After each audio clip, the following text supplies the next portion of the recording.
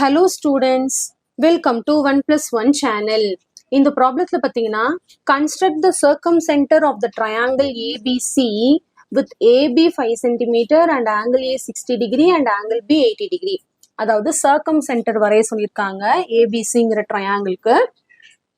அடுத்து வந்து also draw the circumcircle and find the circumradius of the triangle ABC. circumcenterம் வரையணும், circumcircle வரையணும், circumradiusம் கண்டுபிடிக்கணும். சரிங்களா?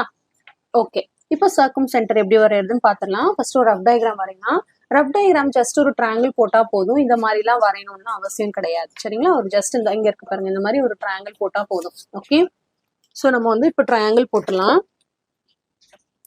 ஏபிசிங்கிற ஒரு ட்ரையாங்கிள் ஸ்கேல் வச்சு ஜஸ்ட் ஒரு ட்ரையாங்கிள்.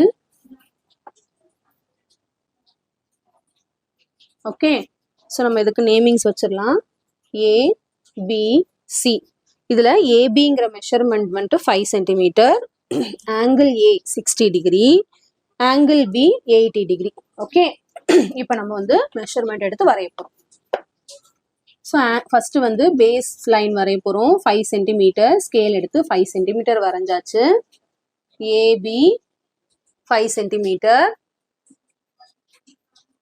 அடுத்து வந்து நம்ம என்ன பண்ண போறோம்னா, இங்க வந்து அடுத்து இது காம்பஸ் யூஸ் பண்றதுக்கு வேலையில, ஏன்னா ரெண்டுமே ஆங்கிள் கொடுத்துருக்காங்க, ப்ரொட்ராக்டர் தான் யூஸ் பண்ணணும். ஸோ நம்ம ஏல வச்சு 60 டிகிரி. ஸோ ப்ரொட்ராக்டர் வந்து ஏல கரெக்டா வச்சு நீங்க வரைஞ்ச லைன் எந்த பக்கம் போதும் அந்த பக்கம் 0 தான் எண்ணணும். எப்பயுமே ப்ரொட்ராக்டர் வச்சீங்கன்னா 0ல இருந்து பாருங்க, இந்த ரெண்டு பக்கம் 0 இருக்கும். 16 நேரா 60க்கு போயிடக்கூடாது, நேரா 80க்கு போயிடக்கூடாது. எப்பயுமே 0ல இருந்து தான் கவுண்ட் பண்ணணும். ஸோ நம்ம வரைஞ்ச லைன் இந்த பக்கம் போறதுனால இங்க இருந்து தான் கவுண்ட் பண்ணணும். 0, 10, 20, 30, 40, 50, 60 டிகிரியா. ஸோ இப்போ நம்ம ப்ரொட்ராக்டரை ரிமூவ் பண்ணிட்டு இது நல்லா எக்ஸ்டெண்ட் பண்ணிடலாம். ஸோ இது வந்து 60 டிகிரி. சரிங்களா? அடுத்து அதே மாதிரி இந்த பக்கம் 80 டிகிரி எடுக்க சொல்லியிருக்காங்க.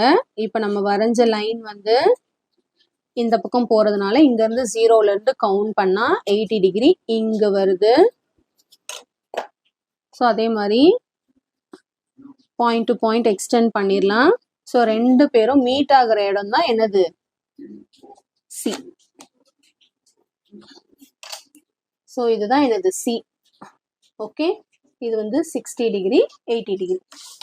இப்போ நம்ம சர்க்கம்சென்டர் வரைய போறோம். எப்படி வரையணும் அப்படின்னா, நம்ம ஆல்ரெடி சென்ட்ராய்டு வரைஞ்சோம் இல்லையா, அதே மாதிரி பெர்பெண்டிகுலர் பைசெக்டார்ஸ் வரைய போறோம். பெர்பெண்டிகுலர் பைசெக்டார் ஏதாவது ரெண்டு சைடுக்கு வரைஞ்சா போதும்.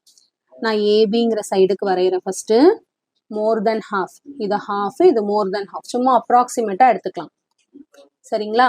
மோர் தென் ஹாஃப் எடுத்து மேல ஒரு ஆர்க், கீழே ஒரு ஆர்க், அதே அளவு பீல வச்சு மேல ஒரு ஆர்க், கீழே ஒரு ஆர்க். ஓகே, இப்போ இது என்ன பண்ணணும்னா ஸ்கேலை வச்சு ஜாயின் பண்ணிக்கோங்க. ஸ்கேலை வச்சு ஜாயின் பண்ணியாச்சு. இப்போ இன்னொரு சைடுக்கு இதே மாதிரி வரையணும். இப்போ இந்த சைடை வந்து இந்த பெர்பெண்டிகுலர் பைசெக்டார் பாதியா பிரிச்சிருக்கும். இப்போ அதே மாதிரி நான் இப்போ இந்த சைடுக்கு வரைகிறேன். மோர் தென் ஹாஃப் எடுத்துக்கிட்டேன். மோர் தென் ஹாஃப் எடுத்து ரெண்டு பக்கமும் ஒரு ஒரு ஆர்க் வரைகிறேன்.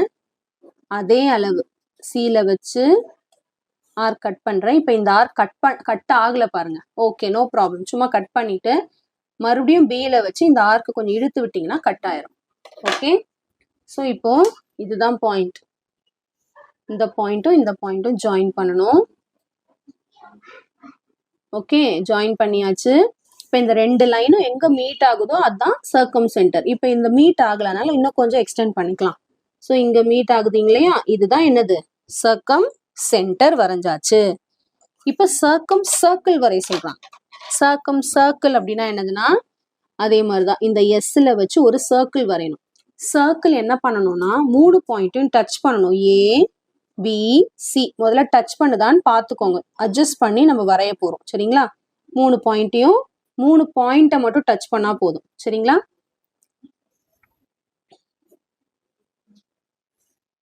ஸோ 3 பாயிண்ட்டையும் டச் பண்ணியாச்சு.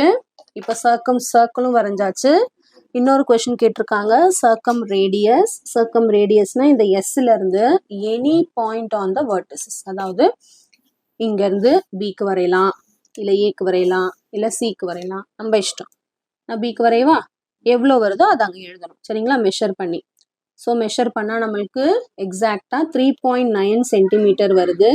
ஒரு டாட்டட் லைனில் போட்டுக்கலாம். Okay, 3.9 centimetre. அவ்வளோதான். ரொம்ப சிம்பிள் சம் தான். ஆனால் கொஞ்சம் ப்ராக்டிஸ் பண்ணணும். ஏன்னா நிறைய டைப்ஸ் இருக்கு இல்லையா? ஆர்த்தோ சென்டர் இருக்கு, சென்ட்ராய்டு இருக்கு, இப்போ சர்க்கம் சர்க்கிள் படிச்சிருக்கோம், அடுத்து இன்சர்க்கிள் படிப்போம். ஸோ எல்லாமே சேர்ந்து கன்ஃபியூஸ் ஆகிடக்கூடாது.